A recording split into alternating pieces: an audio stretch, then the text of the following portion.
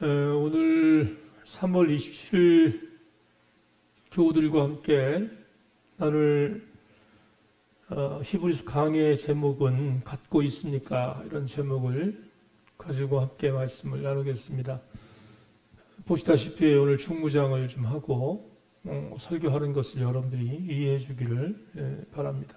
오늘 저녁 24시가 격리 해제하는 시간이기 때문에 부득불 대면으로 그리고 마스크를 쓰고 설교하는 것을 우리 교우들이 양해해 주기를 바랍니다. 제가 젊어서부터 참 좋아하던 그런 뮤지컬 영화가 하나 있는데 그 영화는 여러분들도 많이 보셨을 줄 아는데 로버트 와이즈 감독의 사운드 오브 뮤직이라는 아주 정말 걸작이죠. 뮤지컬 영화입니다. 이 영화를 좋아하는 이유는 거의 대부분 같은 맥락이긴 하겠습니다만은 이 안에 담겨져 있는 16곡의 음악들이 하나 버릴 것이 없는 주옥 같은 명곡들이기 때문에 특별히 요즘처럼 이제 봄이 시작되는 이때쯤 되면 비발디의 사계와 더불어서 이 사운드 오브 뮤직을 LP판으로 듣는 게 제 취미고 또 이 안에 담겨있는 OST를 듣는 게 제가 참 좋아하는 취미 중에 하나입니다. 그래서 곧잘 이 음악을 많이 듣습니다. 아시는 것처럼 이 사운드 뮤직에 들어가 있는 곡들 중에 그 유명한 에델바이스 혹은 도레미송, My Favorite Song이라고 하는 그런 명곡들 정말 아름다운 곡이고 귀한 곡이 아닐 수 없습니다. 하지만 저는 개인적으로 이 16곡 중에서 굳이 담임 목사에게 목사님 제일 좋아하는 곡이 뭐냐고 물으신다면 사람은 취향에 따라 여러 가지 곡들을 선택할 수 있겠지만 저는 I Have Confidence라는 노래를 아주 좋아합니다. 주인공 마리아가 수녀원으로 들어가죠. 그런데 이 마리아가 성격이 굉장히 쾌활하고 음악을 좋아하는 친구였습니다. 그러다 보니까 시치한 말로 왈가닥 그런 그 분위기도 있고 하니까 수녀 원장이 수녀가 되겠다고 찾아온 마리아가 별로 탐탁하지 않았던 것 같습니다. 지켜보다가 도저히 수녀로서는 마리아가 감당하기 어렵겠다 생각을 하고 그녀에게 하나를 제안합니다. 그게 바로 당시 대령이었던 폰트랩이라고 하는 사람이 있었는데 그 집에 7명의 아이들이 있는데 거기 보모가 필요했습니다. 근데 마리아에게 수녀 원장이 이 보모직을 하면 잘할 것 같다 생각을 해서 보모직을 제안하고 그리고 폰트랩 가정으로 말 그대로 파송하게 되는 겁니다. 수녀가 되기 위해서 들어왔던 마리아가 마음에 왜 섭섭함이 없었겠습니까? 그런데 수녀원을 나와서 이 폰트랩이라고 하는 대령의 집으로 가면서 여러 가지 많은 생각들이 아마 이 마리아에게 있었을 겁니다. 그리고 마리아가 길을 떠나면서 노래를 불러요. 노래를 부르는데 맨 처음에 노래 첫 번째 이 초입부에는 굉장히 서글픈 부분이 없잖아 있는데 후반부로 가면 갈수록 마리아의 노래 억양이 막 올라가고 신나하는 그런 이후에 노래가 바로 I Have Confidence라고 하는 노래입니다. 마리아가 부른 이 노래에 마지막 부분에 이런 가사가 있습니다. 나는 외롭지만 자신이 있어. 난 자신감으로 똘똘 뭉쳐 있기 때문이야. 당신이 보는 것과는 달리 나는 내 안에 자신감으로 충만해. 이런 노래를 연이어 부릅니다. I have confidence in confidence alone 이라는 이 반복되는 이 가사가 저게 참 크게 들렸습니다. 왜 그런가 하면 제가 젊어서 이제 신학교를 졸업하고 현장으로 나가기에 앞서서 이 노래가 대리만족이었던 것 같습니다. 그래서 저도 현장 목회자가 되기에 앞서서 이 마리아가 불렀던 I have confidence라는 이 노래를 여러 차례 흥얼거리고 따라 불렀던 기억이 지금도 생생합니다. 아마도 마리아가 이 노래를 불렀던 것은 설명드리겠지만 충분한 이유가 있었습니다. 수녀가 되지 못하고 보모로의 길을 가는데 왜 두렵지 않겠습니까? 7명의 장성한 자녀들이 있는 집으로 가는데 왜 두렵지 않았겠습니까? 그런데 굉장히 의도적으로 마리아가 이 노래를 부릅니다. 나는 자신이 있다는 겁니다. 그런데 이 가사 전체를 여러분들에게 읽어드리진 않았지만 이 가사 전체를 훑어보면 두 가지의 의미가 있습니다. 첫 번째는 의도적으로 자신이 여러 가지 두려운 부분이 있으니까 그러니까 그 두려운 것들을 이기기 위하여 의도적으로 마치 주문을 외우는 것처럼 이 노래를 부른 것이 마리아 입장일 것입니다. 그게 첫 번째일 것입니다. 근데 가사 전체를 여러분들 읽어드리지 않았지만 이 가사를 훑어보면 중요한 한 가지 팩트가 있습니다. 그 팩트가 뭔가 하면 마리아가 하나님께 자신감을 달라고 기도하는 부분도 있겠지만 굉장히 중요한 팩트가 하나 있는데 그게 뭐냐 하면 마리아가 이 노래를 부르면서 내가 자신 있는 이유가 있다. 그 이유가 있는데 그 이유는 하나님 당신 때문이다. 이런 의미를 갖고 있어요. 그러니까 마리아는 수녀가 될 생각을 할 정도로 신앙 깊은 여자였는데 결국은 수녀가 되지 못하고 보모로 가면서 이런 기도를 한 거나 마찬가지예요. 하나님 나에게 자신감을 주십시오 라는 기도와 더불어 또 하나 난 당신이 있기 때문에 자신이 있습니다. 이런 확신이 있는 기도를 드린 것과 진배 없는 것이죠. 왜 오늘 여러분 설계 서두에 이 말씀을 드리는가 하면 자신감 이야기를 좀 할까 해서입니다. 여러분 우리는 자신감 하면 제일 먼저 떠오르는 성경 구절이 하나 있습니다. 우리에게 너무 익숙한 구절인데 빌립보서 4장 13절 말씀이죠. 웬만한 예수 믿는 사람들 전부 다 외우는 말씀인데 사도 바울이 빌립보 교회에 편지하는 글에서 마지막 장 4장에서 이렇게 얘기하죠. 내게 능력 주시는 자 안에서 내가 모든 것을 할 수 있느니라. 우리 모두가 아멘하고 또 우리가 너무 익숙하게 알고 있는 메시지입니다. 그런데 사실은 이 메시지가 너무 우리에게 익숙한 메시지임에도 불구하고 어떤 의미로 굉장히 왜곡되어져서 우리에게 새겨진 말씀 중에 하나입니다. 왜 우리가 왜곡된 말씀이라고 이 말씀을 반추할 수 있냐면 우리는 빌립보 4장 13절 말씀을 받으면서 이렇게 학습되어 있거든요. 아 그렇구나. 누구든지 하나님의 능력을 주시기만 하면 모든 걸 할 수 있어 라고 믿는 그런 문자 그대로 해석을 하기 때문에 이게 잘못하면 왜곡될 수 있는 겁니다. 빌립보 4장 13절은 그런 뜻이 아닙니다. 빌립보 4장 13절은 전제가 있어요. 그게 빌립보서 4장 11절과 12절에 나타나 있는데요.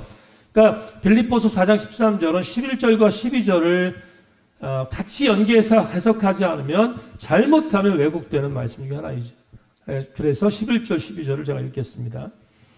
내가 궁핍함으로 말하는 것이 아니니라. 어떠한 형편이든지 나는 자족하기를 배웠노니 나는 비천에 처할 줄도 알고 풍부에 처할 줄도 알아. 모든 일 곧 배부름과 배고픔과 풍부와 궁핍에도 처할 줄 아는 일체의 비결을 배웠노라. 이 구절의 전제가 뭐죠? 바울은 사역을 하면서 이런저런 일체의 어려운 것들을 극복했다는 거예요. 그걸 다른 말로 표현하면, 바울 스스로의 말을 좀 표현한다면 자족했다 하는 거예요. 자족했다. 자족할 수 있는 능력을 어려운 일을 통해서도 경험했고 또 기쁜 일을 통해서 경험했다는 거예요. 매번 사역하면서 기쁜 것만 경험한 게 아니라 어려운 것도 경험했다. 심지어 뭐라고 말합니까? 배고픈 것도 경험했고 풍부한 것도 경험했다. 굶주리는 것도 경험할 정도로 바울은 정말로 많은 어려움을 당하지 않았습니까? 그런데 이것들을 다 경험했어요. 이것들을 다 경험하고 나니까 나에게 하나님이 주신 은혜가 있더라는 거예요. 그 은혜가 뭐냐? 그러니까 내가 주 예수 그리스도 안에서 자족할 수 있는 능력을 받게 되어지면 그때 비로소 무엇이든지 할 수 있겠구나 하는 것을 고백한 것이 빌립보서 4장 13절 말씀이에요. 굉장히 중요한 말씀입니다. 그러니까 무모한 게 아니죠. 이미 전제되어진 것이 있다는 것을 말합니다. 그렇다면 앞에서 말씀드렸던 이 마리아라는 이 여성에 대한 어떤 노래와 또 사도 바울의 이 고백을 통해서 우리가 도대체 신앙이라는 뭔가, 신앙이라는 것이 뭔가에 대한 부분들을 접근할 수 있을 것 같아요. 신앙이 뭡니까? 신앙은 내가 우리 아주 편안한 말을 표현해서 신앙이란 뭐냐? 믿는 구석이 있다는 것을 내가 알고 있는 거예요. 더 좀 뭐랄까 조금 좀 상스럽다 그럴까? 뭐 그런 표현으로 말한다면 시쳇말로 믿는 백이 있다는 것을 믿는 거예요. 나는 믿는 백이 있어. 이걸 확신하는 것이 어떤 의미로 알아보면 너무 상투적인 것 같지만 신앙생활이다. 여러분에게 오늘 본문을 지금부터 여행하려고 하는데 본문에서 히브리서 저자가 믿는 구석이라고 하는 개념, 믿는 백이라는 개념을 대단히 적절하게 설명해 주는 것 같아요. 19절을 보겠습니다. 19절을 보면 우리가 이 소망을 가지고 있는 것은 영혼의 닷 같아서 튼튼하고 견고하여 휘장 안에 들어가나니. 19절 말씀을 히브리서 저자가 선포하고 있는데 여기 이 소망을 가지고 이렇게 되어 있잖아요. 히브리서 저자가 독자들에게 말하는 거, 이 소망을 가지고 있는 것은 마치 영혼의 닷 같아서 튼튼하고 견고하여 휘장 안에 들어간다. 이렇게 표현하고 있어요. 이 19절에 여러분 단순한 것 같지만 굉장히 중요한 메시지를 담고 있습니다. 왜? 소망이 무엇이냐는 거예요. 히브리 저자가 말하고 있는 소망이 과연 뭐냐? 우리가 지난주 설교를 통해서 선포했던 말씀을 그대로 적용한다면 소망은 이거지요. 하나님 거짓말 하실 수 없는 분이라고 말씀드렸잖아요. 그러니까 거짓말을 할 수 없는 하나님께서 약속하신 것이 있어요. 뭘 약속했습니까? 구원의 기업으로 너희들에게 내 아들 예수를 주겠다. 그런데 그 아들 예수 그리스도를 믿는 자는 반드시 구원받는다는 것, 그게 소망이에요. 그게 소망이라고. 이 소망을 갖고 있는 자는 영혼의 닷을 내린 것 같다라고 19절에서 말을 한 거죠. 여러분 배가 항구에 정착해서 움직이지 않도록 만들기 위해서 닷을 내리잖아요. 근데 히브리서 저자는 19절에서 예수 그리스도를 믿는 자는 구원받는다는 확신, 이게 소망인데 이 소망을 갖고 있는 자는 마치 소망의 영혼이죠. 영혼에 닷을 내린 것 같은 튼튼한 신앙을 갖게 된다. 이렇게 19절에서 말하고 있습니다. 근데 한 가지 우리가 좀 추적할 게 있는데 이건 이해가 돼요. 그런데 생소한 단어가 하나 나오는데 이렇게 예수 그리스도로 말미암아 구원받게 된다는 확신을 가진 자들은 마치 휘장 안에 들어가는 것과 같다. 이렇게 히브리서 저자가 말합니다. 여기 휘장 안에 들어간다라는 오늘 이 말씀이 히브리서의 전체적인 부분에 있어서 가장 중요한 개념이에요. 무슨 말인지를 한번 접근해 보겠습니다. 자, 이어지는 우리 마지막, 오늘 본문이 짧지만 굉장히 중요한 의미를 갖고 있는데 20절 보겠습니다. 그리로 앞서가신 예수께서 멜기세덱의 반차를 따라 영원히 대제사장이 되어 우리를 위하여 들어가셨느니라. 한 번만 더 읽겠습니다. 그리로 앞서가신 예수께서 멜기세덱의 반차를 따라 영원히 대제사장이 되어 우리를 위하여 들어가셨느니라. 20절에 의하면 우리의 영원한 대제사장이신 예수님께서 우리보다 먼저 앞서서 휘장 안으로 들어갔다. 이렇게 히브리서 저자가 말하고 있죠. 예수께서 휘장 안으로 먼저 들어갔다라는 이 구절은 주석적인 설명이 반드시 필요합니다. 자, 제가 설명을 할게요. 출애굽기 26장에 나오는 이 휘장에 대한 이야기를 여러분에게 말씀드리겠습니다. 출애굽기 26장 31절 32절을 여러분 주목해 주십시오. 너는 청색, 자색, 홍색 실과 가늘게 꼰 배실로 짜서 휘장을 만들고 그 위에 그룹들을 정교하게 수놓아서 금 갈고리를 내 기둥 위에 늘어뜨리되 그 내 기둥을 조각목으로 만들고 금으로 싸서 내 은 받침 위에 둘치며. 하나님께서 모세를 부르셔서 성막을 만들라고 명령하십니다. 그래서 순종하지요. 성막을 만듭니다. 그런데 그 성막을 만들 때 반드시 두 공간을 만들라고 말합니다. 하나가 지성소고 하나가 성소입니다. 그런데 내가 거할 것, 하나님께서 말씀하신 게 뭐예요? 내가 거할 곳이 지성소고 제사장들이 있을 곳이 성소다. 그런데 이 두 공간을 구별한다. 그 구별하는 분기점에 그 구별할 수 있는 내용을 만들어야 되겠지 않겠습니까?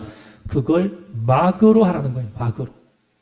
근데 그 막을 성경을 보면 그게 휘장이라고 되어 있어요. 그러니까 성소와 지성소를 구분할 수 있는 막을 만들어라. 이렇게 말하거든요.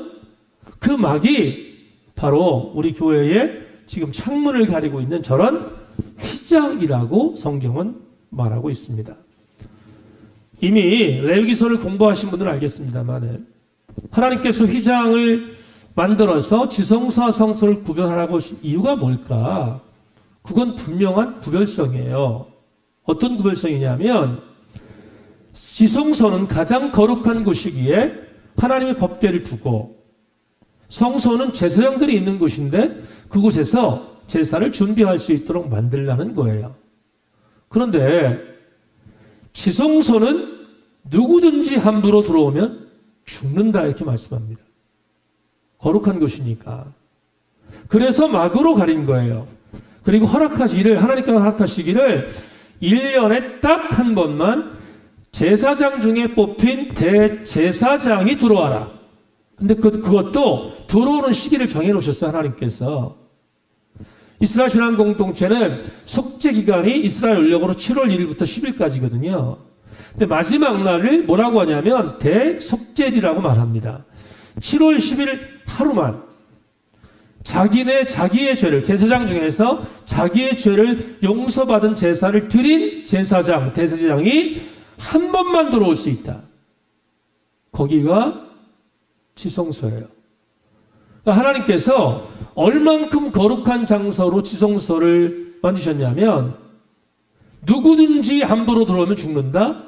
제사장 중에 가장 높은 대제사장도 1년에 한 번만 들어온다.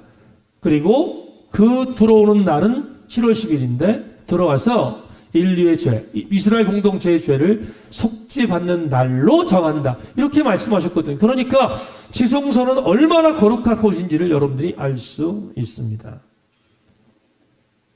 그런데 놀라운 것은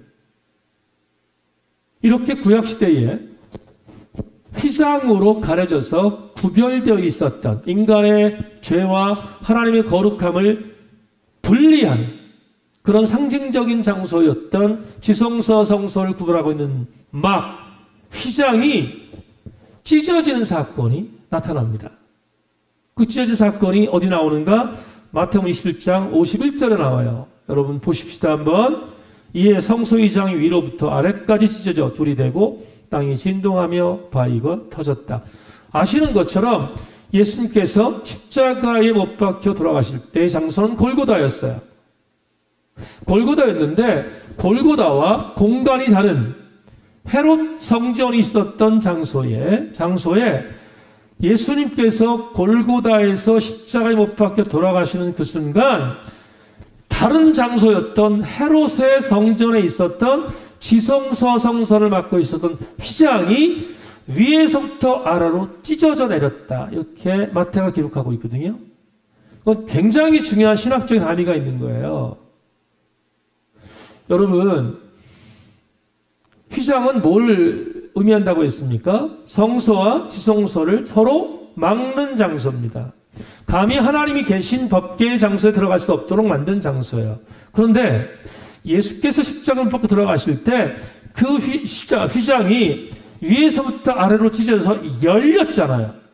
열렸다 이 말이죠. 열렸다는 것은 뭐냐 하면 예수 그리스도의 십자가의 사건이 이제부터 그 십자가의 사건을 통하여 하나님과 가려졌던 인간의 관계가 회복된다는 것을 의미하는 거예요.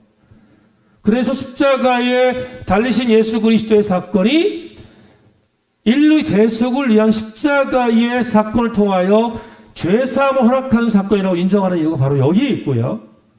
또 한 가지 간과하지 말아야 할 중요한 의미가 하나 있는데요. 여러분 조금 전에 말씀드린 것처럼 지성소에는 제사장 중에 가장 높은 제사장이 1년에 한 번만 들어가지 않습니까? 그런데 예수께서 십자가에 못 박혀 돌아가시면서 휘장이 찢어졌다는 것은 이제부터는 지성소에 계신 하나님과의 연관성이 1년에 한 번이라는 어떤 한시적인 내용이 아니라 지속되어진다는 사실을 보여주는 아주 중요한 의미가 바로 휘장이 찢어진 사건 속에 있습니다. 그러니까 예수님은 한 번만에 당신의 몸을 단 한 번 드림으로 인하여 1년에 한 번만 들어갈 수 있었던 지성소를 누구든지 들어갈 수 있도록 만든 사건, 그게 바로 십자가 사건임을 오늘 히브리서를 통하여 우리에게 알려주고 있습니다. 자, 그러면 20절에서 이 내용까지 지금 19절과 20절에 대한 부분들을 여러분들에게 주석적으로 해석했는데 나와 있는 부분에 20장에 20절에 이런 말씀이 있습니다. 예수께서 멜기세덱의 반차를 따르셨다. 이 표현이 나오잖아요. 오늘 제가 이 설교 시간에 이 내용까지 말씀드렸고요. 예수께서 멜기세덱의 반차를 따르셨다는 표현은 다음 주부터 볼 7장부터 9장까지 강의에서 아주 수상히 말씀드릴 겁니다. 어떻게 보면 히브리서의 가장 중요한 부분이기 때문에 그렇습니다. 오늘은 19절과 20절에 대한 부분을 휘장이 찢어진 사건과 예수 그리스도의 십자가의 사건이 어떤 의미를 갖고 있는가에 대한 부분들을 여러분들에게 19절, 20절의 해석으로 드리고 이제 오늘의 레마를 받겠습니다. 자, 이게 왜 제가 오늘 본문 말씀을 여러분에게 이렇게 소상히 말씀을 드리는가 하면 오늘 설교 제목이 갖고 계십니까잖아요. 그러면 제가 이렇게 질문을 해보겠습니다. 오늘 내마로 세인교회 교우 여러분, 당신은 이 소망을 갖고 있습니까? 이 소망을 갖고 계십니까?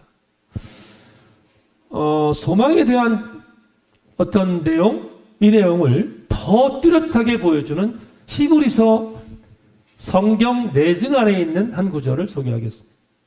히브리 10장 19절로 20절입니다. 여러분 자막 보십시오.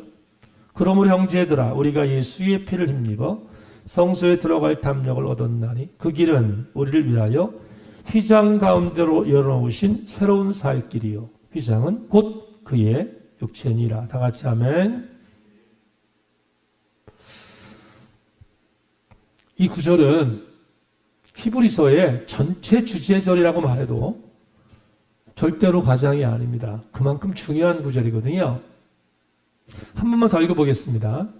그러므로 형제들아 우리가 예수의 피를 힘입어 성소에 들어갈 담력을 얻었나니 그 길은 우리를 위하여 휘장 가운데 열어놓으신 새로운 살 길이요 휘장은 곧 그의 육체니라.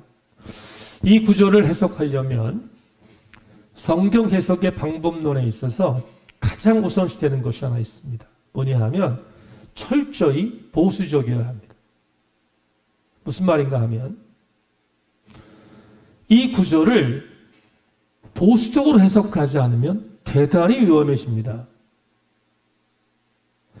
많은 진보주의 신학자들이나 진보주의 진영에 있는 사람들이 이 구절을 틀어보려고 굉장히 많이 노력한 내용들이 있어요. 제가 오늘 그 말씀을 드릴 수는 없고, 그런데 저도 나름 신학에 있어서는 개혁적인 마인드를 갖고 있다고 하는 목사 중에 한 명인데도 불구하고 지금 말씀드렸던 히브리서 10장 19절로 20절 말씀은 철저히 보수적으로 해석해야 합니다. 지금부터 보수적인 해석을 여러분들에게 소개하겠습니다. 예수께서 당신이 십자가 못 박혀 돌아가시는 사건을 통하여 휘장을 위에서부터 밑으로 찢었다고 말씀드렸잖아요. 그러니까 휘장을 열어놓으신 거죠. 휘장을 열어놓으셨어요. 예수께서 행하신 것입니다. 그런데 열어놓으심으로 히브리 10장에 있는 히브리 저자의 말에 의하면 이 일을 하신 예수님의 사건은 새로운 살 길을 열어놓은 것이다 이렇게 말해요. 새로운 살 길을 열어놓으신 사건이다. 그러면 질문해야 되는데 예수께서 휘장을 열어놓으심으로 새롭게 열어놓으신 살 길이 뭐냐는 거예요. 도대체 그게 뭐냐는 거예요. 이 질문에 답하기 위해서 아주 복음적으로 보수적으로 답을 제시하겠습니다. 제 설교를 듣는 분들 중에서 진보적인 신앙을 갖고 있는 사람들은 이 목사 그럴 줄 알았어 이렇게 얘기할 수 있을 것 같아요. 하지만 양보할 수 없습니다. 주께서 새롭게 열어놓은 새로운 살 길이 뭐냐? 그건 아직 오지 않은 하나님의 나라. 제가 하나님의 나라는 두 가지가 있다고 말씀드렸잖아요. 그런데 아직 오지 않은 하나님의 나라. 앞으로 우리가 들어가게 될, 만나게 될 그 나라. 그 나라가 완성된다는 것을 우리가 믿잖아요. 그 완성되는 그날 예수 그리스도를 통하여 구원받은 백성들은 그 나라에 들어갈 자격을 얻게 된다는 은혜입니다. 이건 정말 굉장히 중요한 은혜인데 왜 21세기에 이런 설교를 하면 사람들이 시큰둥하게 생각하는지 모르겠습니다. 그만큼 세상이 약해졌기 때문에 그런 것 같습니다. 조금 단순하겠습니다. 여러분, 새롭게 열어놓으신 주님이 열어놓으신 그 길은 내가 들어가게 될 하나님의 나라에 입성하게 될 그때 거기에 들어가게 된다는 완성된 복이에요. 그러니까 우리는 이 부분을 양보해서는 안 돼요. 하나님의 나라가 이루어질 그때 우리에게 구원의 기업으로 아들을 믿는 자들에게 그 나라에 들어갈 수 있도록 만들겠다고 하셨던 하나님의 그 약속, 제가 오늘 설교 속에 말씀드렸잖아요. 지난주에 말씀드렸고, 그 약속을 믿는 자들, 그 약속을 믿는 자들이 갖게 되는 것이 뭐냐? 그게 소망인 거예요. 여러분, 예수 믿는 자들이 이 소망을 이루면 다 이룬 거예요. 아무리 현대적 감각을 갖고 폼 잡아도 마지막 날 예수 그리스도를 통하여 구원받은 자들이 하나님 나라에 들어갈 수 있다는 확신의 소망을 갖지 않는다면 그건 신기루고 그건 정말로 겉모습이고요. 그건 겉멋든 신앙이에요. 우리가 팬데믹 3년차를 지금 지나면서 각인할 게 뭐냐? 사단적인 행태를 통하여 자꾸만 이 팬데믹을 통해서 하나님의 원론적인 복음의 내용들이 흔들리고 있는 이때에 오늘 같은 본문, 하나님의 나라에 들어갈 수 있는 자는 아들이신 예수 그리스도를 믿는 자만이 들어갈 수 있다는 이 소망을 절대로 잃지 않는 것입니다. 이 소망을 이루면 우리는 전부를 잃는 거예요. 그건 어떤 의미로 말하면 신앙의 껍데기에 맞추는 것입니다. 절대로 이걸 잃으면 안 된다 이 말이에요. 누가 하나님의 나라에 들어갈 수 있습니까? 예수 그리스도의 피를 힘입어 구원받은 자들입니다. 누가 오늘 히브리 저자가 말하고 있는 소망을 가진 자인가? 아들이신 예수 그리스도께서 나의 구원자라는 것을 믿는 자들, 그들만이 가질 수 있는 것이 뭐냐? 그게 오늘 히브리 저자가 말하고 있는 소망입니다. 그러므로 젊은 아이들이 많이 부르는 복음성가 중에 이 찬양의 가사는 정답이에요. 주의 보좌로 나아갈 때에 어떻게 나아가야 할까? 나를 구원한 주의 십자가 그것을 믿으며 가네. 주의 보좌로 나아갈 때에 나 여전히 부족하나 나를 품으신 주의 그 사랑 그것을 믿으며 가네. 자격 없는 내 힘이 하니 오직 예수님의 보혈로, 자격 없는 내 힘이 아닌 오직 예수님의 보혈로 십자가의 보혈 완전하신 사랑 힘입어 나아갑니다. 십자가의 보혈 완전한 사랑 힘입어 예배합니다. 이 찬송의 가사는 타협될 수 없는 것입니다. 사랑하는 교우 여러분, 여러분은 예수 그리스도의 피를 힘입은 자들만이 하나님이 약속하신 하나님의 나라에 들어갈 수 있는 구원받은 자라는 소망을 갖고 계십니까? 이제 말씀을 맺겠습니다. 지난 주간 다시는 경험하고 싶지 않은 한 주간을 보냈습니다. 방송에서만 듣던 확진자라는 이름이 제게 붙을 줄 꿈에도 생각하지 못했습니다. 확진 판정을 받고 난 뒤에 여러 가지 삶 방식을 바꿔야 했습니다. 가족과 격리해야 했고, 교우들을 만나지 말아야 했고, 무엇보다도 육체적으로 견디기 힘든 고통과 지난 한 주간 맞서야 했습니다. 오늘은 격리 기간이 해제되는 날입니다. 하지만 앞으로 방역당국에서 보낸 문자에 의하면 앞으로 3일은 더 예민하게 주의하고 관찰하는 기간으로 보내야 한다는 문자도 받았습니다. 더불어 더 철저한 몸관리를 통해서 무너져버린 바이오리듬도 되찾아야 되고 다시 일상에 서기 위해서 긴장의 끈을 놓을 수가 없습니다. 지난 한 주간 동안 유감스럽게도 여러분의 담임 목사는 오미크론 바이러스가 갖고 있는 일체의 모든 증상들을 경험한 정말 힘든 한 주간을 보냈습니다.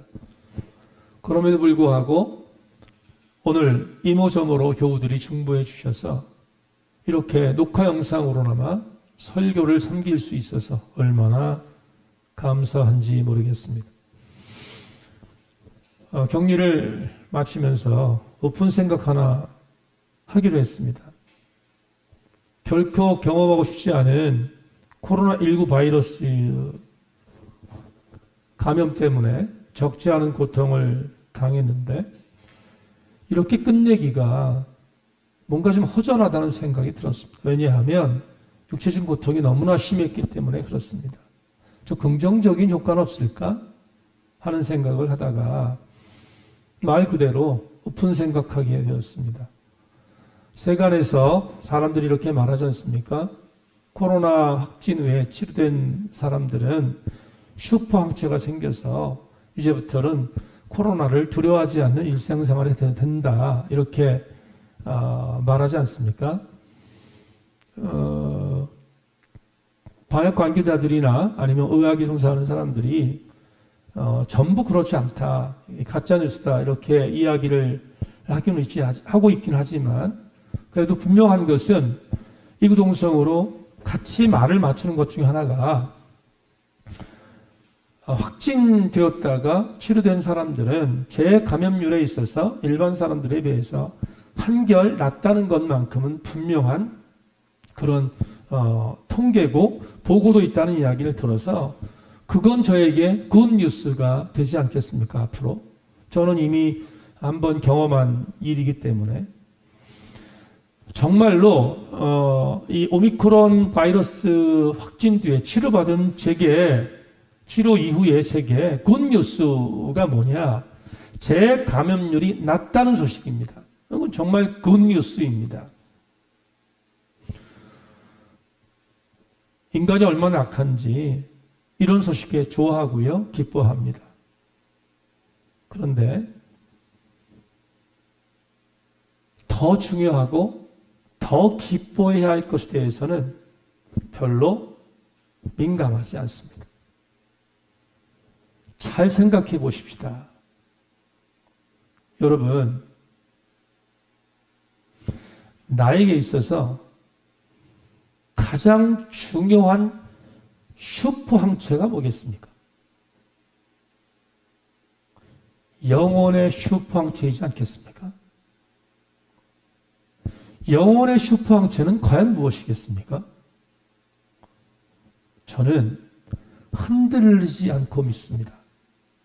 우리의 영혼의 가장 강력한 슈퍼 항체는 내가 믿고 있는 예수 그리스도이십니다. 지난 주간에 격리 기간 동안에 정말로 할 수 있는 것이 육체적인 고통이 좀 덜하면 책 읽는 것 말고는 할 수 없어서 다른 한 주간번에 비해서 훨씬 더 많은 책을 읽었습니다. 근데 읽다가 계속해서 읽고 있는 책 중에 하나가 이어령 박사의 의문은 지성을 낳고 믿음은 영성을 낳는다라는 책을 아프면서 주초에 보게 되었는데 거기 이런 글이 있습니다. 부인이 죽어 사람들이 문상을 왔습니다. 그런데 갑자기 정전이 됐어요. 그러자 남편이 무의식적으로 여보 저 어디다 뒀어? 하며 묻더랍니다. 부인이 죽었는데 자기도 모르게 부인을 찾은 거지요. 자기도 모르게 의지하며 살아온 것입니다. 무의식적으로 아내를 찾는 남편의 모습에 문상 온 사람들이 전부 울었다고 합니다. 읽다가 이런 생각이 들었습니다.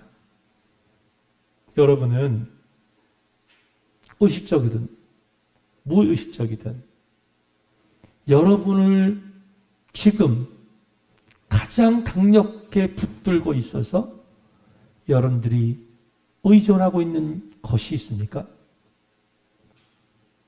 누구입니까?